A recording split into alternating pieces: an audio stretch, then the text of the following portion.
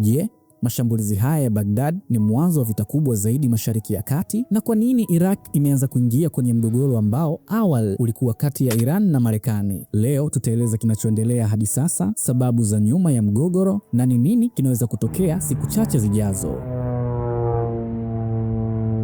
Mnamo siku za hivi karibuni, drone iliripotiwa kushambulia eneo la kidiplomasia la Marekani mjini Baghdad. Eneo hili linajulikana kama Green Zone, ambalo lina ubalozi wa Marekani na taasisi nyingine muhimu za kiserikali. Mashambulizi haya yamedaiwa kufanywa na makundi ya wanamgambo wa Iraq wanaoungwa mkono na Iran. Makundi haya mara nyingi hujulikana kama Iran-backed militias. Kwa mujibu wa ripoti mbalimbali za kimataifa, wanamgambo hawa wameanza kuongeza mashambulizi dhidi ya vituo vya Marekani ndani ya Iraq baada ya kuanza kwa mashambulizi ya Marekani na Israel dhidi ya Iran. Iraq sasa imeanza kuwa uwanja wa vita vya kisiasa na kijeshi kati ya Iran na Marekani. Ili kuelewa hali hii, lazima tuangalie historia. Iran ina ushawishi mkubwa sana ndani ya Iraq kupitia makundi ya wanamgambo na vyama vya kisiasa. Kwa hiyo, kila mara Iran inapokuwa na mgogoro na Marekani, Iraq mara nyingi huwa sehemu ya mapambano hayo. Si kwa sababu serikali ya Iraq inataka vita, ila ni kwa sababu makundi ya wanamgambo ndani ya nchi yanaunga mkono Iran. Hii ndiyo sababu Iraq mara nyingi huitwa Proxy Battlefield,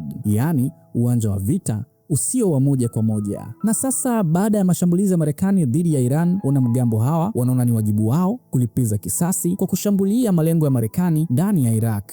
Baada ya matukio haya, maelfu ya watu wameandamana mjini Baghdad. Baadhi yao walijaribu kuelekea kwenye Green Zone wakionyesha hasira dhidi ya Marekani. Maandamano haya yanaonyesha jinsi mgogoro huu unavyochochea hisia kali miongoni mwa watu wa eneo hilo. Kwa watu wengi Mashariki ya Kati, mgogoro huu hauonekani tu kama vita vya kisiasa, bali pia ni suala la heshima, ushawishi wa kikanda na historia ndefu ya migogoro kati ya mataifa haya. Wachambuzi wengi wa siasa za kimataifa wanaonya kuwa hali hii inaweza kuongezeka haraka sana ikiwa mashambulizi dhidi ya vituo vya Marekani yataendelea ndani ya Iraq. Marekani inaweza kujibu kwa mashambulizi zaidi dhidi ya makundi ya wanamgambo au hata malengo yanayohusishwa na Iran, na hilo linaweza kusababisha mzunguko wa mashambulizi na kulipizana kisasi. Tatizo kubwa zaidi ni kwamba eneo hili lina mataifa mengi yenye nguvu za kijeshi na maslahi makubwa ya kiuchumi, hasa kuhusu mafuta. Kwa hiyo mgogoro mdogo unaweza kugeuka haraka kuwa vita ya kikanda. Kwa sasa dunia inaendelea kufuatilia kwa karibu kinachoendelea Baghdad. Mashambulizi ya drone, maandamano na mvutano kati ya Iran na Marekani vinaweza kuwa dalili ya mgogoro mkubwa unaokaribia. Swali kubwa sasa ni hili: